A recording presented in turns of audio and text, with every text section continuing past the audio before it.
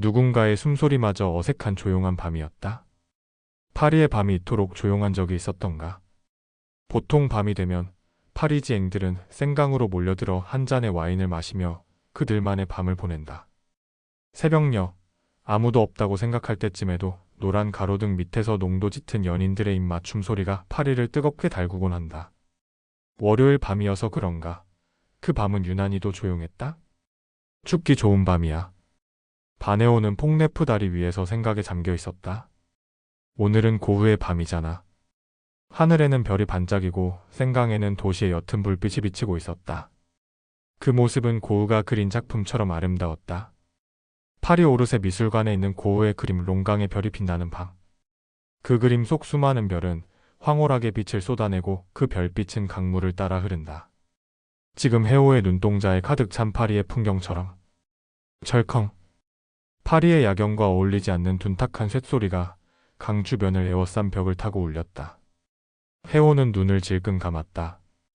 해오의 손에 들린 권총의 총구는 그녀의 머리를 향해 있었고 해오는 망설임 없이 방아쇠에 손가락을 올렸다. 하나 둘 셋. 이제 손가락에 힘만 주면 된다. 그거 내려놓지? 낯선 남자의 목소리에 놀란 해오가 멈칫하며 고개를 돌렸다. 그 순간 목소리의 주인은 조용히 그렇지만 재빨리 몸을 움직여 해오의 손에 있는 권총을 빼앗아 들었다. 그는 모자를 푹 눌러 쓰고 마스크까지 쓰고 있어 얼굴이 거의 보이지 않았다. 다만 날카로운 눈이 눈앞에 여인을 노려보고 있다는 것만 알 수 있었다. 순식간에 벌어진 일에 해오는 놀라 아무 말도 하지 못한 채 낯선 남자를 바라봤다. 해오는 놀란 표정으로 머리부터 발끝까지 그의 모습을 후어보았다. 뭐지? 이 남자는? 그는 눈을 뗄 수 없게 하는 묘한 분위기를 풍겼다. 게다가 마스크 위로 보이는 차갑고 흰 피부는 별빛에 반사되어 빛이 나는 것 같았다. 모델인가? 아, 지금 무슨 생각을 하는 거야? 해호의 앞에 선 남자 김재우. 그는 키가 상당히 컸다. 넓은 어깨에 마른 듯하지만 다부진 몸은 그의 키를 훨씬 커 보이게 했다. 지금 그는 헐렁한 후드티에 후줄근한 청바지를 입고 있었지만 그것들은 그의 완벽한 비율을 가리지 못했다. 철컹 차르르르 티잉. 해호가 자신도 모르게 그의 모습을 감상하고 있는 사이 재욱은 총 안에 총알이 없는 것을 확인했다. 그의 능숙한 손놀림에 해호의 눈이 또 한 번 커졌다. 헐, 마피아인가? 재욱의 몸짓과 손짓에 해호는 정신을 차리지 못했다. 진짜 총이잖아? 대체 이런 건 어디서 구하지? 재욱의 혼잣말 같은 질문 덕분에 해호는 이내 정신이 들었다. 정신 놓을 때가 아니지. 해오는 고개를 절레절레 젓고는 재욱을 향해 손을 내밀었다. 그거 이리 주죠. 총알도 없는 총으로 뭘 하게? 그쪽이 무슨 상관? 그거나 얼른 줘요.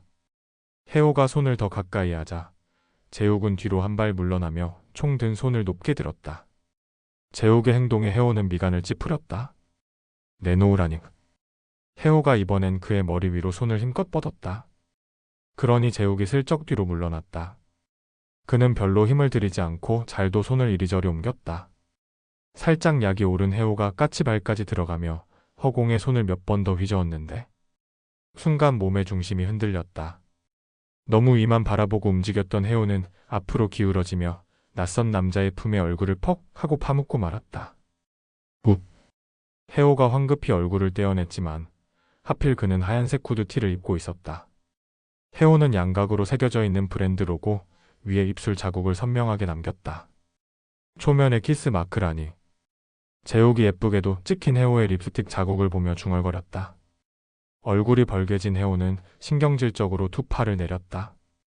거울을 굳이 보지 않아도 제 얼굴이 얼마나 타오르고 있을지 알 수 있었다. 온몸에 피가 얼굴로 쏠리는 게 다 느껴졌기에. 아, 그러게 왜 남의 일에 왜 끼어들어요? 그리고 더는 장난치지 말죠.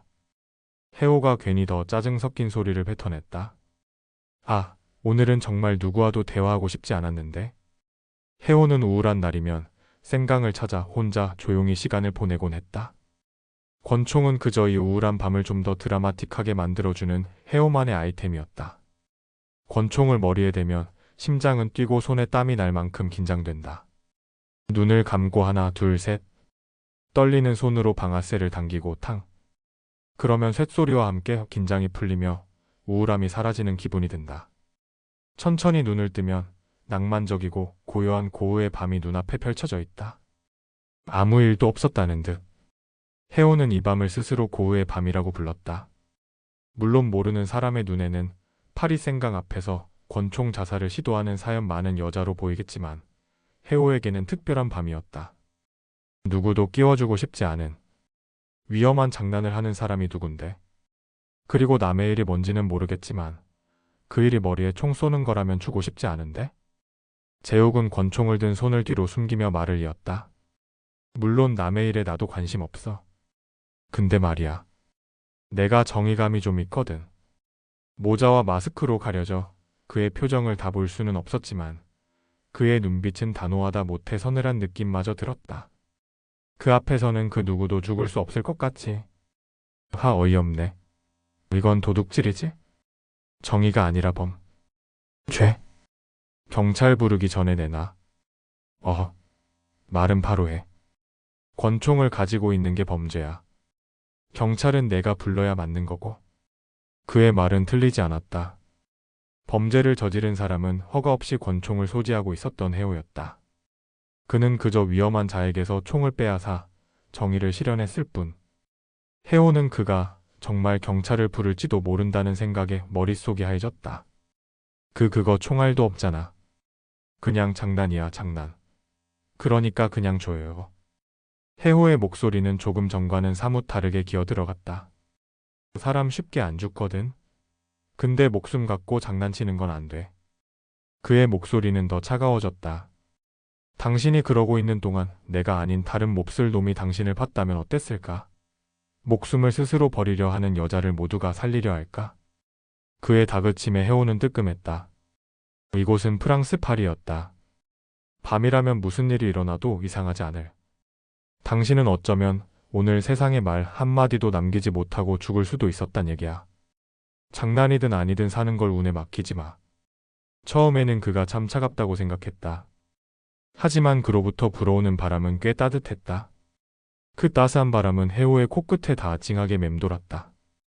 해오는 그냥 사라지고 싶었다. 흔적도 없이 조용해. 그에 관해 그 누구에게도 얘기한 적은 없었다.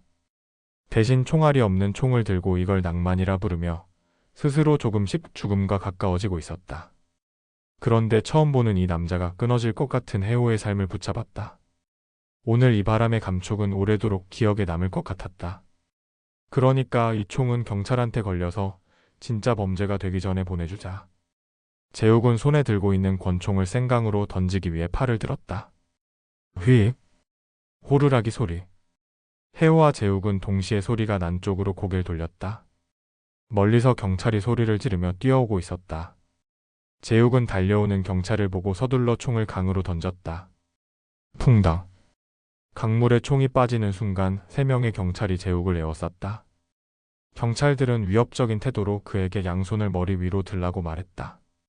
제욱은 그들이 시키는 대로 했다. 주변을 순찰하다 우연히 제욱과 해오를 발견한 경찰들은 둘의 분위기가 심상치 않아 가까이 다가온 것이었다. 제욱이 들고 있던 것이 총인지까지는 몰랐지만 모자에 마스크를 쓰고 있는 제욱을 수상히 여긴 것?